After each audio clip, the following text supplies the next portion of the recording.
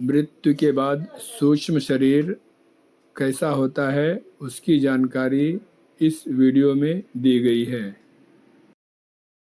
जो हमने किया पृथ्वी जल तेज वायु आकाश, हाँ, तो हमारा जो शरीर है 5 तत्वों से बना हुआ है। पृथ्वी, जल, तेज, वायु और आकाश। हमारे शरीर में पृथ्वी तत्व हम कैसे पहचानेंगे? तो पृथ्वी का जो ए है, मतलब गुण है, गंध है। अगर पूरे धरती में कहीं भी गंध है, इसका मतलब वहां पर पृथ्वी तत्व विराजमान है। जैसे सुगंध कहीं भी आ रही है तो मतलब वो वहां पर पृथ्वी तत्व है। उसके बाद जल, जल का गुण है रस। तो रस अगर कहीं भी है, इसका मतलब वहां पर जल तत्व विराजमान है। तेज, रूप हम जो देख रहे हैं, अगर हमको कोई स्वरूप दिखाई दे रहा है, किसी का रूप दिखाई दे रहा है, तो उसका मतलब वहां पर तेज तत्व विराजमान है। और चौथा है वायु। वायु का गुण है स्पर्श। स्पर्श का ज्ञान हो रहा है, इसका मतलब वायु तत्व विराजमान है। और अंतिम है आकाश, शब्द। तो अगर शब्द आ रहे हैं तो वो किसका गुण है? आकाश का। आकाश का गुण शब्द है। तो शब्द अगर कहीं भी आ रहा है तो वो विराजमान है। हाँ, ये तो हो गया पंच महाभूत। आप लोग बताइए। उसके बाद हमारे शरीर के अंदर पंच ज्ञानेंद्रियां हैं। पंच ज्ञानेंद्रियां कौन कौन सी है?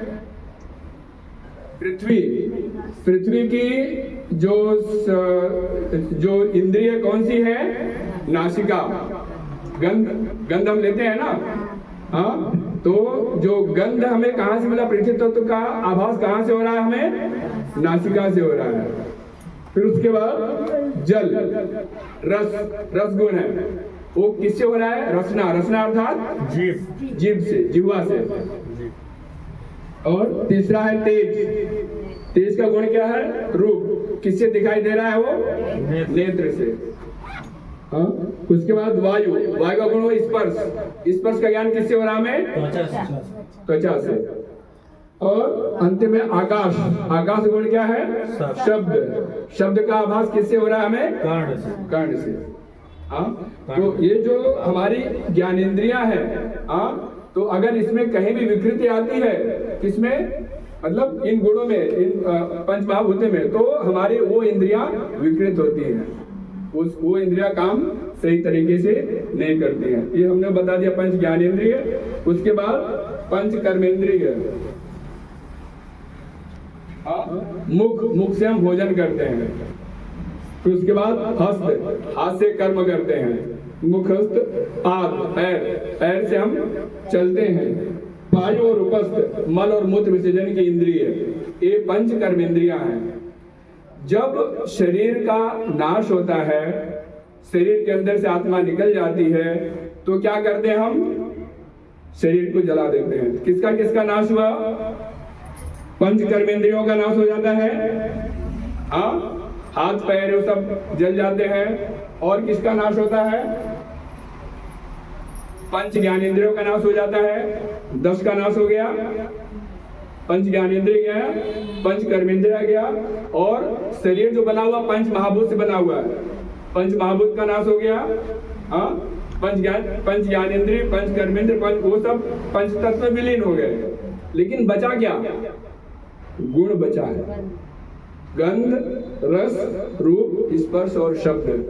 तो जो आत्माएं, मतलब जो बोलते हैं जो सूक्ष्म शरीर, ये सूक्ष्म शरीर के रूप में ये अपना रस लेती है, गंध लेती है, सब लेती है, लेकिन उनका शरीर नहीं रहता है। लेकिन गुण वो ले रही है। हाँ, उसके साथ में जो पंच ज्ञानेंद्रिय वो सब, उसके साथ में अंतःकरण चतुष्टय रहता है। मन, बुद्धि, चित्त, अहंकार। ये मन, बुद्धि, चित्त, अहंकार, और वो पंच तन्मात्रा जिसको हम बोल रहे हैं शब्द, स्पर्श, रूप, रस, गंध। तो पंच तन्मात्रा और ये अंतःकरण चतुष्टय, ये सूक्ष्म शरीर जो हमारे साथ, मतलब मृत्यु के साथ में जाता है। मन, बुद्धि, चित्त, अहंकार और जो पंच तन्मात्रा, आयुर्वेद में पंच तन्मात्रा बोलते हैं।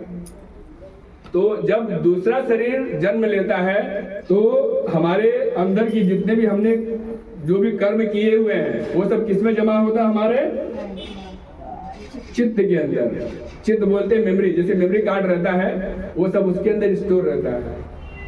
तो हम जो कुछ भी काम करें, ये सब करें, तो हम वो सब कहाँ स्टोर हो रहा है? हमारे चित्त में स्टोर हो रहा है। हाँ, और वो हमारे साथ में जाता है।